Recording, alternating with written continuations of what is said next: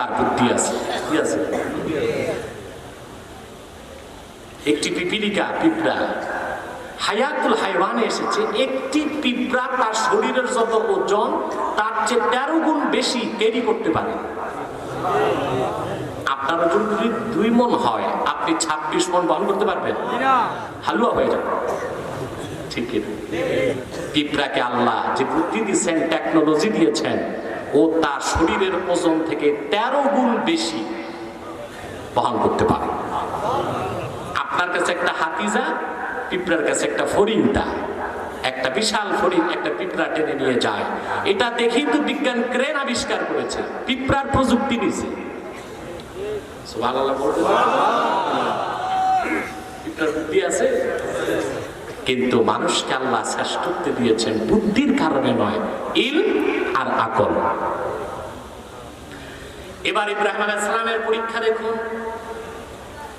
একটি জটিল কথা সহজ করে বুঝাবার জন্য এত কথা বললাম। হযরত ইব্রাহিমের প্রথম পরীক্ষা হয়েছে আকলের পরীক্ষা। সুবহানাল্লাহ বলবেন। এটাকে বলা হয় আকলে সালিম, আকলে সুস্থ জ্ঞান, সুস্থ জ্ঞান, অসুস্থ না, সুস্থ জ্ঞান। তিনি, তার বাড়ি ছিল বাবেল, বর্তমান ইরাকে একটি শহর হচ্ছে বাবেল। ইতিহাসে যার নাম বেবিলন। কি নাম? আপনারা শুনেছেন পৃথিবীর কথা বলতে পারবো? হ্যাঁ, ডানে ডানে। সব সময় প্রতিটি মাহফিলে কিছু মানুষ আসে ইয়াজুজ মাজুজের চরিত্রের। ঠিক আছে,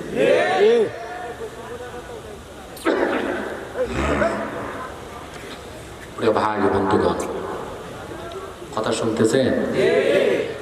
বুঝতেছেন? আপনার তো আবার কেচ্ছা কাহিনী বেশি শুনলেন। কোনটা?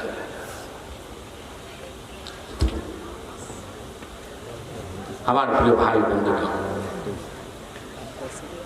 ইব্রাহিম আলাইহিস সালামের বাড়ি ছিল বাবেল। কোথায়? উনি যে জনপদে থাকতেন, তিনি ছাড়া প্রতিটি মানুষ ছিল বস্তু পূজারী, নক্ষত্র পূজারী, চন্দ্র পূজারী, সূর্য পূজারী, অগ্নি পূজারী, মূর্তি পূজারী। মহান আল্লাহর তাওহীদকে তারা বিশ্বাস করত না। হযরত ইব্রাহিম যখন বালক থেকে বালেগ হলেন, বালক থেকে বালেগ হলেন, সন্ধ্যার সময় একদিন সমস্ত পৌত্তলিকরা তার সামনে বসা। তিনি তাদের উদ্দেশ্যে কিছু কথা বললেন, ওনার আকলের পরীক্ষা দিলেন। আল্লাহ পাক বলেন, ফালাম্মা জান্না আলাইহিল লাইলু রাআ কাওকাবান ক্বালা হাদা রাব্বি ফালাম্মা আফলা ক্বালা লা উহিব্বুল আফিলিন। আল্লাহ পাক বলেন, ইব্রাহিমকে যখন রাত আচ্ছন্ন করে ফেলল, পুরা রাত হয় না, সময়টা ছিল মাগরিবের পরে এশার আগে। তিনি আকাশ পানে তাকিয়ে নক্ষত্রমালা দেখতে পেলেন, আর তিনি বললেন, হাদা রব্বি, এটা আমার রব। আল্লাহ পাক বলেন, ফালাম্মা আফালা ক্বালা লা উহিব্বুল আফিলিন। চাঁদ উদিত হবার পরে নক্ষত্র যখন ম্লান হয়ে গেল, তিনি বললেন, ম্লানশীল ক্ষয়িঞ্চু অন্য শক্তির কাছে যার দুর্বলতা প্রকাশ পায়, এমন কোন সত্তাকে ইব্রাহিম রব বলে মানতে প্রস্তুত নয়। আল্লাহ পাক বলেন, فلما رأى القمر بازغا قال هذا ربي। তারপরে ইব্রাহিম আলাইহিস সালাম পূর্ণিমার চাঁদকে দেখতে পেলেন। তিনি বললেন, এটা আমার রব, আগেরটা নয়। রাতের শেষে যখন চাঁদ ধীরে ধীরে ম্লান হয়ে গেল, তিনি বললেন, শোনো, এই চাঁদও রব হতে পারে না, এটার শক্তিও ক্ষয় হয়ে যায়। দিনের শেষে যখন সূর্য উদিত হলো, আল্লাহ পাক বলেন, فَلَمَّا رَأَى الشَّمْسَ بَازِغَةً قَالَ هَذَا رَبِّي هَذَا أَكْبَرُ। সকালবেলা তিনি যখন ভোরের সূর্য দেখলেন, তিনি বললেন, এটা আমার রব, এটা অনেক বড়। কথা বুঝতেছেন? কোরআন কারীমের আয়াত না বুঝলে কারো মনেও ওয়াসওয়াসা আসতে পারে। তাহলে কি ইব্রাহিম আলাইহিস সালাম কিছু সময়ের জন্য শিরক করছে নাকি? যখন নক্ষত্রকে রব বলেছেন, সেটা তো শিরক ছিল। চাঁদকে রব বলেছেন কিছু সময়ের জন্য, সূর্যকে রব বলেছেন কিছু সময়ের জন্য, তখন তো শিরক হয়েছে। প্রশ্ন আসতে পারে না। আল্লাহ প্রত্যেক নবী জন্মসূত্রে ছিলেন নিষ্পাপ। শিরক বা কুফর তো দূরে থাক, সামান্য একটি সগীরা গুনাহ কোনো একজন নবীর দ্বারা ঘটে না। আমাদের আকীদা কিতাবে এসেছে, আল আম্বিয়া হুমুল মাসুমুন, নবীগণ নিষ্পাপ। বলেন সুবহানাল্লাহ। আল আম্বিয়া মুনাজ্জাহুনা মিনাল কাবাইরি ওয়াস সাগাইর, নবীগণ সকল কবিরা সগীরা গুনাহ থেকে পবিত্র। তাহলে ব্যাখ্যা কি? বিশ্ববরেণ্য মুফাসসির হাফেজ জালালউদ্দিন সুয়ুতী রাহমাতুল্লাহি আলাইহি আয়াতের ব্যাখ্যা করতে যে লিখেছেন, ইব্রাহিম আলাইহিস সালাম যখন নক্ষত্রকে রব বলেছেন, সেটা তার মনের কথা ছিল না। ওনার সামনে উপস্থিত ছিল নক্ষত্র পূজারীগণ। তাদের লক্ষ্য করে তিনি বলেছেন, হাযা রব্বি আলা জামিকুম। নক্ষত্র পূজারীরা, তোমাদের ধারণা অনুযায়ী এটা আমার রব। চাঁদকে যখন বলেছেন হাযা রব্বি, এটা তার বিশ্বাস ছিল না। তার সামনে ছিল চন্দ্র পূজারীগণ, তাদেরকে লক্ষ্য করে বলেছেন, হাযা রব্বি আলা জামিকুম, তোমাদের ধারণায় এটা আমার রব। সূর্যকে যখন বলেছেন এটা আমার রব, এটা তার বিশ্বাস না। সূর্য পূজারীদেরকে বলেছেন, তোমাদের ধারণায় এটা আমার রব। দিনের শেষে যখন সূর্য ডুবে গেল, এবার তিনি ঘোষণা করলেন, শোনো, এই নক্ষত্র, এই চাঁদ, এই সূর্য, এই আকাশ, এই জমিন কোনো কিছুই রব নয়। আসল রবের পরিচয়টা নাও। ইন্নী ওয়াজ্জাহাতু ওয়াজহিয়া লিল্লাযী ফাতারাস সামাওয়াতি ওয়াল আরদা হানিফান ওয়া মা আনা মিনাল মুশরিকিন। সুবহানাল্লাহ। তিনি বললেন, শোনো, এই চাঁদ, এই নক্ষত্র, এই তারকা একটাও রব নয়। রবকে শোনো, ইন্নী ওয়াজ্জাহাতু ওয়াজহিয়া লিল্লাযী ফাতারাস সামাওয়াতি ওয়াল আরদা হানিফা। আমি মুখাপেক্ষী হলাম সেই মহান সত্তা, যিনি চন্দ্র, সূর্য, নক্ষত্র, আকাশ, জমিন, এত উভয়ের মাঝে যা কিছু আছে সব কিছু সৃষ্টি করেছেন মহান আল্লাহ রাব্বুল আলামিন। তিনি একমাত্র আমার, তোমার, সবার রব। আকল, জ্ঞান, এই পরীক্ষায় তিনি উত্তীর্ণ হয়ে গেলেন। একটু জোরে বলেন সুবহানাল্লাহ। এবার শুরু হলো তার পরীক্ষা। আল্লাহ কোরআনে বলেছেন, وَإِذْ قَالَ لَهُ رَبُّهُ أَسْلِمْ قَالَ أَسْلَمْتُ لِرَبِّ الْعَالَمِينَ। মুহাম্মদ সাল্লাল্লাহু আলাইহি ওয়াসাল্লাম, স্মরণ করুন সেই সময়ের কথা। আপনার রব যখন ইব্রাহিমকে বললেন, ইব্রাহিম, তুমি মুসলিম হও। তিনি বললেন, আমি রব্বুল আলামিনের জন্য মুসলিম হয়ে গেলাম, আত্মসমর্পণ করলাম। ইসলাম শব্দের অর্থ কি? আমরা জানি শান্তি, শান্তির আগে একটা অর্থ আছে, ওইটা বুঝি না। ইমাম ফখরুদ্দিন রাজি তাফসীরুল কবীরে লিখেছেন, ইসলাম শব্দটার উৎপত্তি ওয়া আসলুহু মিনাস সিলমে হুয়াল ইনকিয়াদুজ যাহির মা শারতে ইনকিয়াদিল বাতিন। কালেমা বিশ্বাস করে, উচ্চারণ করে আল্লাহ তার রাসূলের সমস্ত বিধানকে আনুগত্যের সাথে মেনে নেওয়ার নাম হলো ইসলাম। ব্যক্তির নাম মুসলিম, ব্যক্তির নাম। তাহলে আমরা যদি এক কথায় বলি ইসলাম অর্থ শান্তি, এটা অপব্যাখ্যা। এটা কি? মূল অর্থ হলো আত্মসমর্পণ। ইসলাম কি? একটু জোরে বলেন ভাই। আনুগত্য, আত্মসমর্পণ, আনুগত্য, ঠিক। তবে আল্লাহ তার রাসূলের আনুগত্যকে বরণ করে নিলেই ইহকালে শান্তি, পরকালে শান্তি, এই অর্থে ইসলাম অর্থ শান্তি, ঠিক আছে।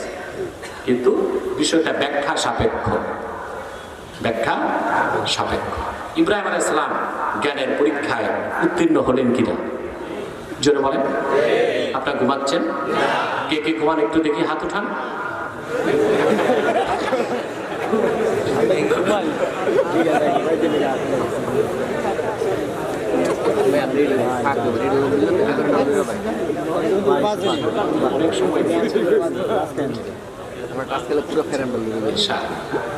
ভাই বন্ধুরা কথা শুনতেছে? ঘুমাচ্ছেন না তো? তবে রাত তো বেশি, যে বেশি যাদের কষ্ট তারা চলে যাওয়ার অনুমতি আছে আপনাদের মধ্যে। আমরা একটু কষ্ট করব না একটু দোয়া করে যাব গুনাহ মাফ করে, ঠিক কিনা?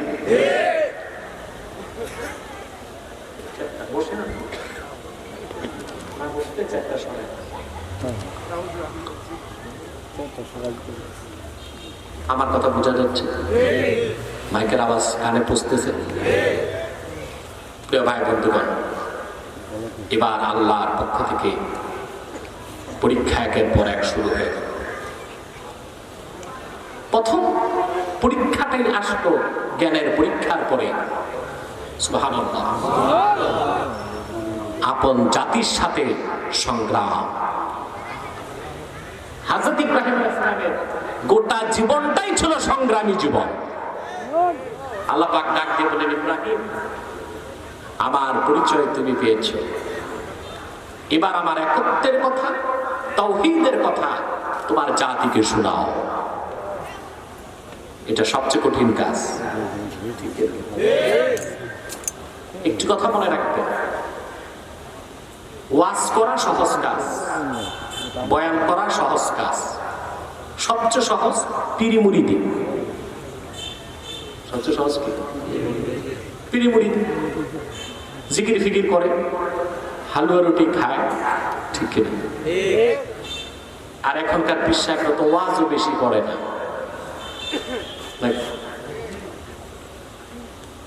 কিন্তু কোন মানুষ যদি আল্লাহর তাওহীদের দাওয়াত দেয়, তাকে ধৈর্যের পরীক্ষায়, ঈমানের পরীক্ষায় উত্তীর্ণ হতেই হয়। ইব্রাহিম আলাইহিস সালামের উপর মহা পরীক্ষা আসলো। আল্লাহ বলেন, ইব্রাহিম আমার তাওহীদ একত্বের দাওয়াত তোমার জনপদে ছড়াও, সবাইকে দাও।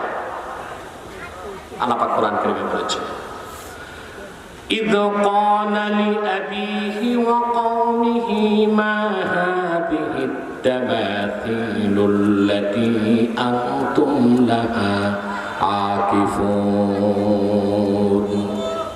হযরত ইব্রাহিম ওরা কওমকে, জাতিকে, চাচাকে, বাবাকে, সবাইকে ডেকে বললেন, তোমরা এই যে হাতে বানানো মূর্তি প্রতিকৃতির ইবাদত করো, এগুলো কি, কেন করো? এগুলোর ইবাদত করো কেন? মহান আল্লাহর ইবাদত বাদ দিয়ে। জাতি একটা জবাব দিয়েছে, ক্বালু ওয়াজাদনা আবা'ানা লাহা আবিদিন। এসব প্রতিকৃতি প্রতিচ্ছবি, প্রতিবার ইবাদত করি, কোনো দলিল নাই, একটাই দলিল বাপ-দাদা করেছে, আমরাও করি। বসেন সবাই, কোনো নড়াচড়া চলে না। কথা বুঝতেছেন? দলিল কয়টা দিয়েছে? বাপ-দাদা করতে আমরাও। তারা দোহাই দিয়েছে চেতনার দোহাই, যে বাপ-দাদার চেতনায় সমৃদ্ধ হয়ে আমরা এই কাজ করি। হযরত ইব্রাহিম আলাইহিস সালাম তখন বললেন, قال لقد كنتم أنتم وآباؤكم في ضلال مبين।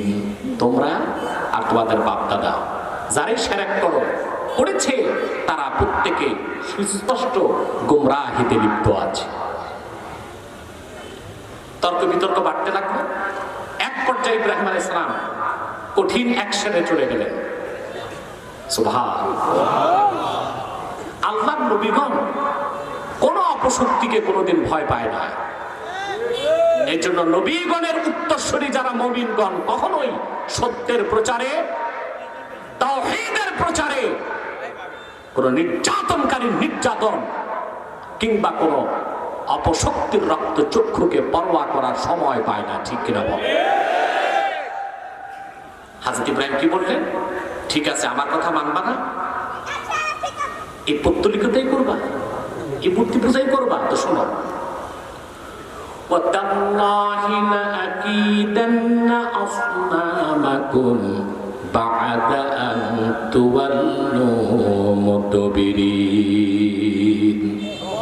ঠিক আছে, আমিও সিদ্ধান্ত নিলাম, তোমরা বাড়ি যাওয়ার পর তোমাদের হাতে বানানো খোদাগুলোর ব্যাপারে আমি ডাইরেক্ট অ্যাকশনে চলে যাব।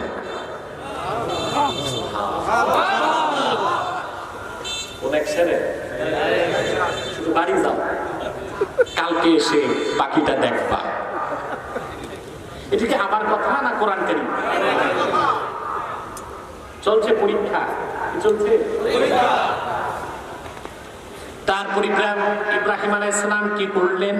আল্লাহ পাক বলেন, فجعلهم جذاذا إلا كبيرا لهم لعلهم إليه يرجعون। ইব্রাহিম আলাইহিস সালাম একটি শব্দ কুঠার নিলেন, যত হাতে বানানো খোদা আছে তাদের সবগুলোর ভাঙলেন। ভেঙ্গে আল্লাহ বলেছেন জুদাদা, টুকরা টুকরা করে দিলেন। আল্লাহু আকবার। সবচেয়ে বড় মূর্তিটা নাকের মধ্যে কুড়ালটা টাঙ্গায় দিয়েছে, ওটার ভাঙবেন না।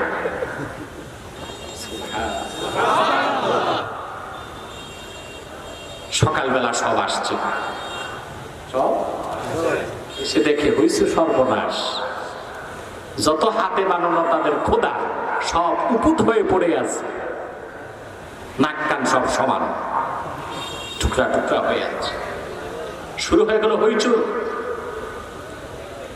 তারা বলতে লাগলো, ক্বালু মান ফাআলা হাযা বিআলিহাতিনা ইন্নাহু লামিনাজ যালিমিন।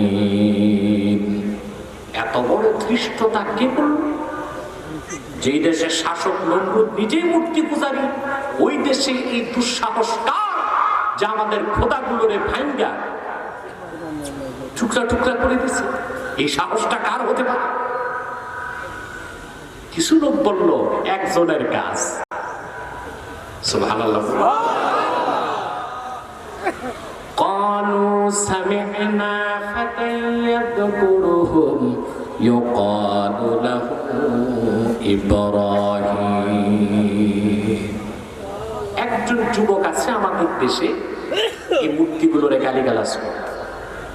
যুবক, লোকেরা তার ইব্রাহিম বলে ডাকে, সে ছাড়া এই কাজ আর কেউ করে না।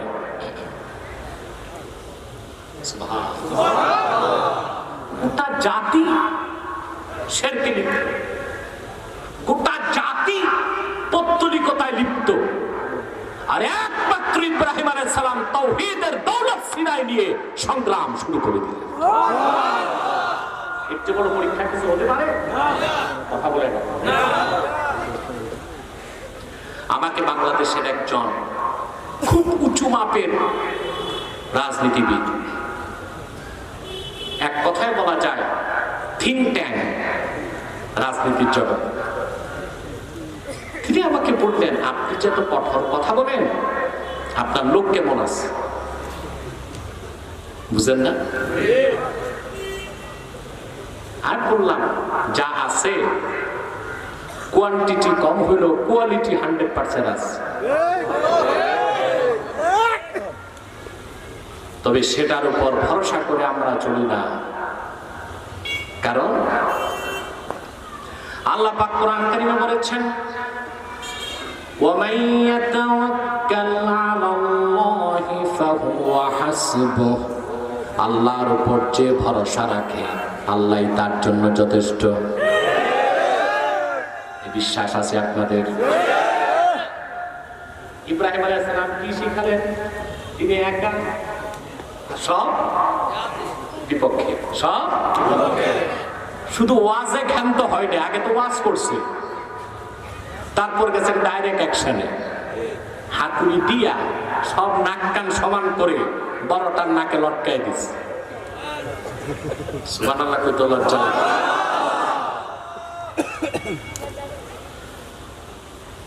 প্রকাশ পেয়ে গেল এই কাজ করেছেন ইব্রাহিম।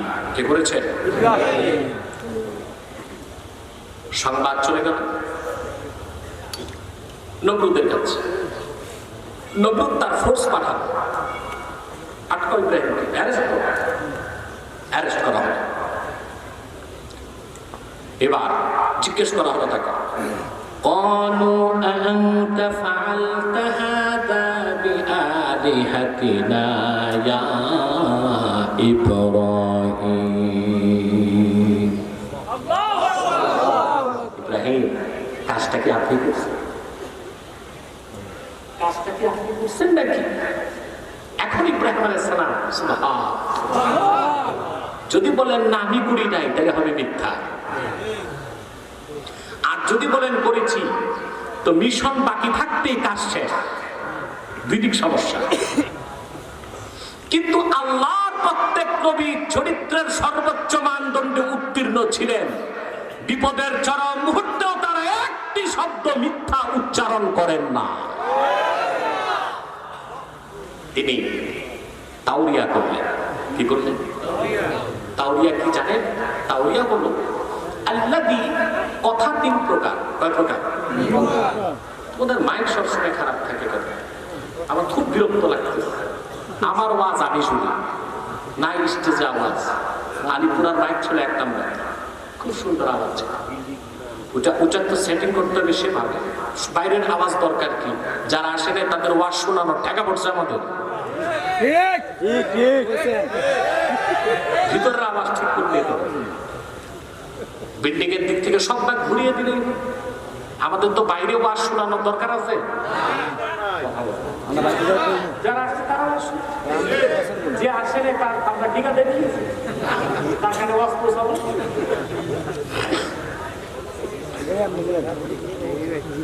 ভাই বন্ধু বান্ধব, কথা খেয়াল করছেন? কথা কয় প্রকার? সিদক, সত্য, কাযিব, মিথ্যা, মাঝখানে তাওরিয়া।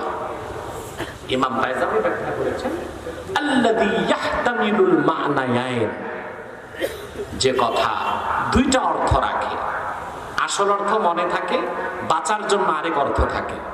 এটা মিথ্যা নয়, আল্লাহ মানুষকে বিপদে বাঁচার জন্য এটা জায়েজ করে দিয়েছে। যেমন এখানে আপনি বসে আছেন, আর ঠিক আপনার দুই হাত ধরে আপনার বন্ধু বসে আছে ওয়ারেন্টের আসামি। কি?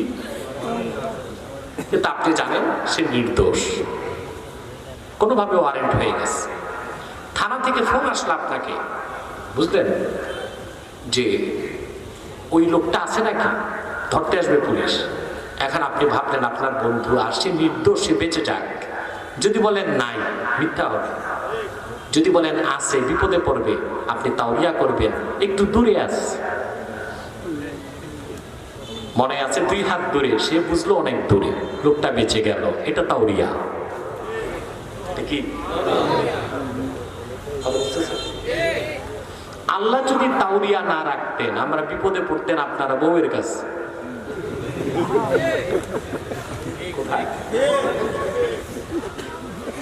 মহিলারা সহজে বুঝতে চায় না। আপনার পকেটে টাকা আছে কিনা এটা জানবে না, আপনার আবদার করবে, যাচ্ছ ঢাকা, বেনারসি শাড়ি নয় আনারসি শাড়ি আনতে হবে।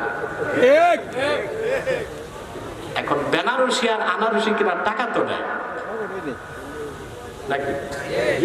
বাড়িতে এসে যদি বলেন দেখি নাই কিনি নাই, তাহলে আপনার ঘরে 144 চালু হয়ে যাবে। ঠিক কিনা? আপনি একটু তাওরিয়া করলেন। কি করলেন? তাওরিয়া কৌশল অবলম্বন করলেন। যে একটু খোঁজাখুঁজি করছিলাম তেমন তো দেখলাম না, বেঁচে গেলেন। ঠিক কিনা? আমার ভাইয়েরা, হযরত ইব্রাহিম আলাইহিস সালাম সরাসরি কথাটা না বলে তিনি কৌশল অবলম্বন করলেন, তাওরিয়া করে বললেন, ক্বালা বাল ফাআলাহু কাবীরুহুম হাদা ফাসআলুহুম ইন কানু ইয়ানতিকুন। যে করছে এখানেই আছে, সবার চেয়ে বড় যে সে করছে। মনে মনে আমি ইব্রাহিম নবী, আমার চেয়ে বড় আবার কে? আর বুঝাইলেন ওদেরকে, বড় যে মূর্তিটা যার নাকে কুড়াল টাঙ্গানো, এটারে জিজ্ঞেস করো, যদি সে কথা বলে আর তোমরা কথা বলতে পারো। ঠিক সুবহানাল্লাহ।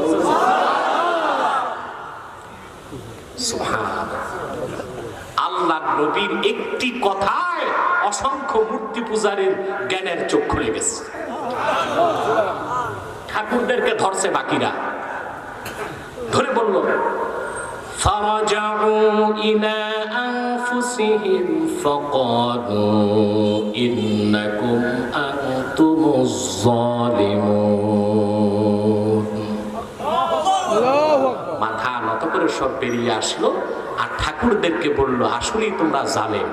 যে খোদা কথা বলতে পারে না, কথা শোনে না, নাক কান ভাঙলে বাধা দিতে পারে না, এইরকম খোদা নামের বেহুদার পূজা করার দরকারটা কি? ইব্রাহিমই তো ঠিক আছে।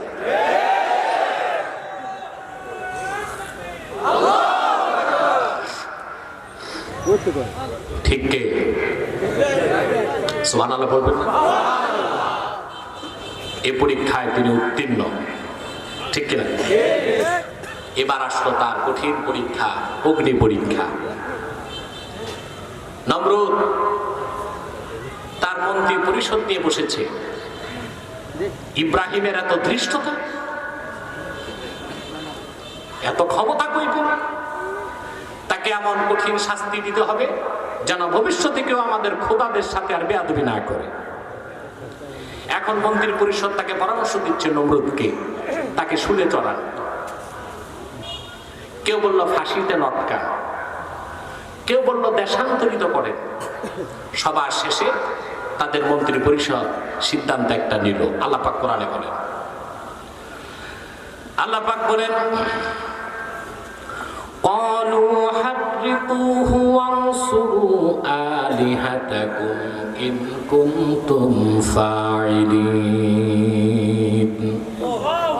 সিদ্ধান্ত একটাই, এত বড় ধৃষ্টতা ইব্রাহিম দেখিয়েছে, তাকে জীবন্ত আগুনে জ্বালিয়ে দাও যদি তোমরা আসলে তোমাদের হাতে বানানো খোদাগুলোরে ভালোবেসে থাকো। সিদ্ধান্ত পাকা হয়ে গেল।